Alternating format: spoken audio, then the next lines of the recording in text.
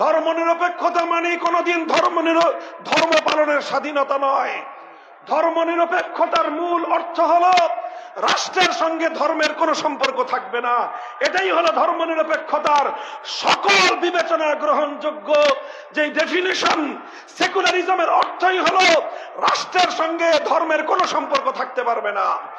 যদি একজন মানুষ ধর্মনিরপেক্ষতাকে মানে কোরআনে পাকের সূরাতুল মাইদার 6 নম্বর আয়াতকে অস্বীকার করতে হবে। আর যদি সে কোরআনে পাকের সূরাতুল মাইদার 6 নম্বর আয়াতকে বিশ্বাস করে, ধর্মনিরপেক্ষতাকে সে মানতে পারে না।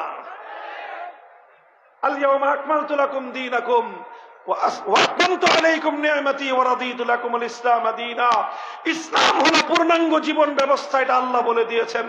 সুতরাং ইসলাম অনুযায়ী মানুষের ব্যক্তি জীবন চলবে, ইসলাম অনুযায়ী মানুষের সমাজ জীবন চলবে, ইসলাম অনুযায়ী মানুষের পরিবার জীবন চলবে, ইসলাম অনুযায়ী মানুষের অর্থনৈতিক জীবন চলবে, ইসলাম অনুযায়ী মানুষের রাষ্ট্র এবং রাজনীতি চলবে।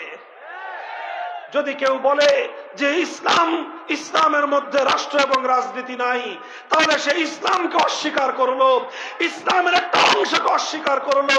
যে ইসলামের অংশকে অস্বীকার করে সে কোনোদিন ঈমানদার হতে পারে না।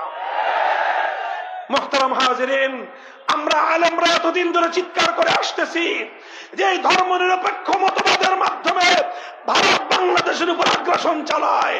আর